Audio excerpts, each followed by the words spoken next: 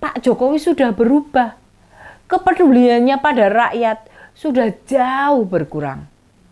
Atau di masa transisi inilah, kepala negara sengaja memberi hadiah, mempertontonkan bila dia bisa berbuat apapun. Perlakuan-perlakuan istimewa begini, bila makin lama makin atraktif, bisa-bisa ditiru presiden berikutnya. Kita jelas tidak bisa apa-apa. Negara ini sudah berasa kembali ke Orde Baru. Ini dia, info terkini Widya. Dalam Quick Count Lembaga Survei Indonesia, sedangkan dalam rekapitulasi KPU, kini suara PSI mencapai 3,13% atau ada penambahan 0,47%.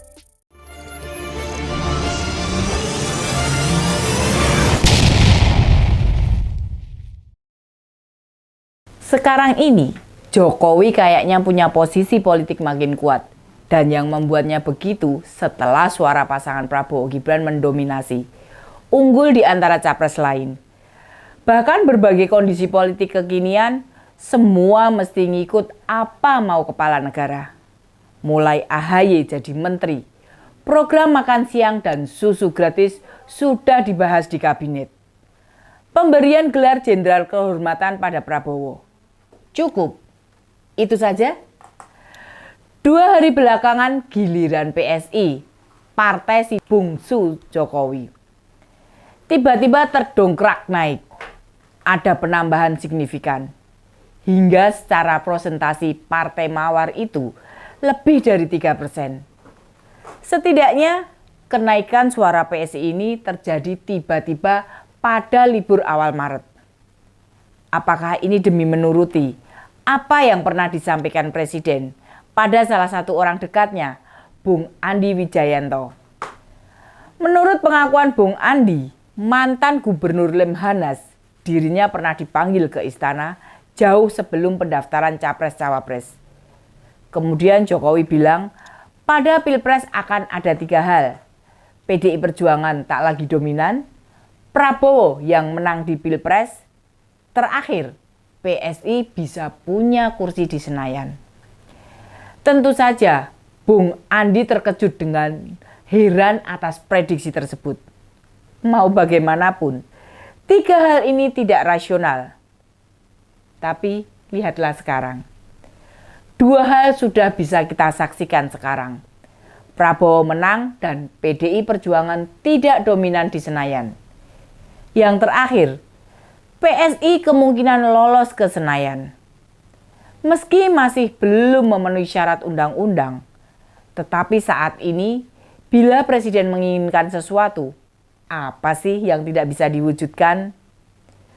Walaupun itu bukan keinginan rakyat, entah bagaimana Jokowi seperti tak terbendung. Kita benar-benar melihat pemimpin yang makin lama kekuasaannya tidak lagi bertumpu ke rakyat, memperdulikan kesejahteraan rakyat. Namun malah bagaimana menuruti keinginan atau hawa nafsu. Bila ada yang menghalangi, maka apa yang menghadang itu yang disingkirkan. Posisinya sekarang, dia lebih suka menuruti kelompoknya dibandingkan menyenangkan rakyatnya. Sekarang harga beras memang sudah turun, namun belum normal ke posisi semula dan nampaknya susah balik lagi. Sementara pangkat jenderal kehormatan dan jabatan Menteri ATR sudah tak bisa diambil dan publik sekarang pada kaget. PSI makin merapat ke target 4%. Artinya gini, penambahan suara PSI dalam 2 terakhir ini menjadi dominan, mengalahkan partai lainnya. Masuknya dari mana? Itu yang mesti dicari. Guru besar UIN Syarif Hidayatullah Burhanuddin Muhtadi mengatakan perubahan presentasi suara partai biasanya tidak akan sedinamis itu. Penambahan atau pengurangan suara partai tidak akan bergeser jauh dari presentasi hasil quick count. Apakah ini pertanda ada tindakan-tindakan melawan hukum? Tentu harus dibuktikan. Real count KPU yang dijadikan pantauan publik memang hanya alat bantu masyarakat untuk melihat sudah berapa persen data yang masuk. Sayangnya hasil pemilu yang dimiliki KPU tak bisa ditandingi dan tidak ada lembaga yang ikut mencolek dan menjumlahkan sendiri data.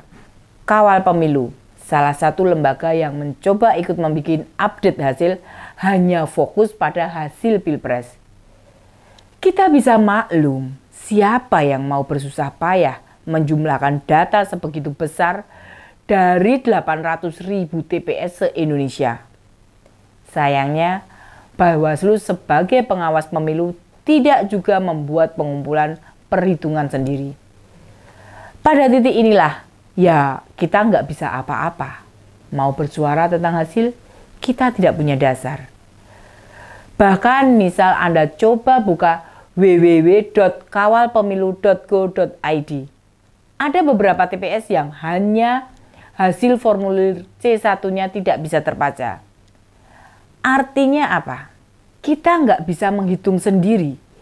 Sebuah partai dapat berapa pemilu di Indonesia memang pemilu terbesar di dunia dengan jumlah pemilih luar biasa besarnya.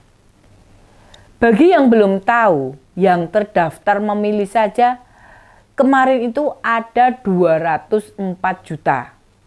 Ya benar, teman-teman nggak salah dengar, 204 juta. Emang gede banget sih.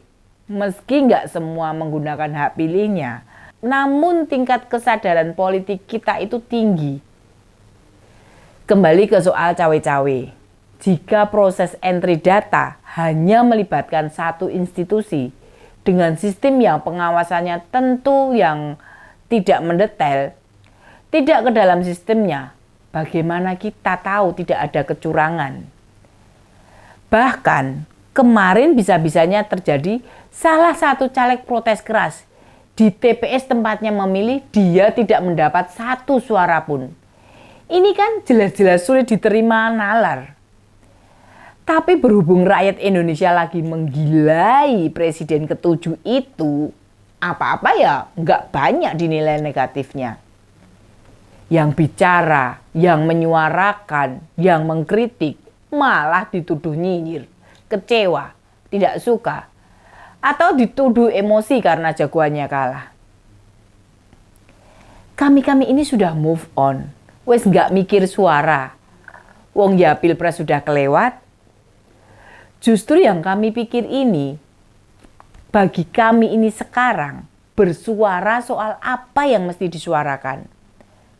Melambungnya suara PSI, protes gelar jenderal kehormatan Prabowo, mengkritisi pengangkatan Menteri AHY, protes program makan siang, dan itu kami suarakan bukan disebabkan tidak suka.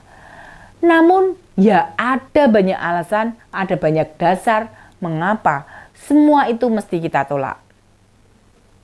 Saat ini masih banyak suara-suara yang mencibir, dikira kita bersuara karena kekalahan Pak Ganjar dan Profesor Mahfud. Kita bersuara karena apa yang kita lihat sekarang ini, Pak Jokowi sudah berubah.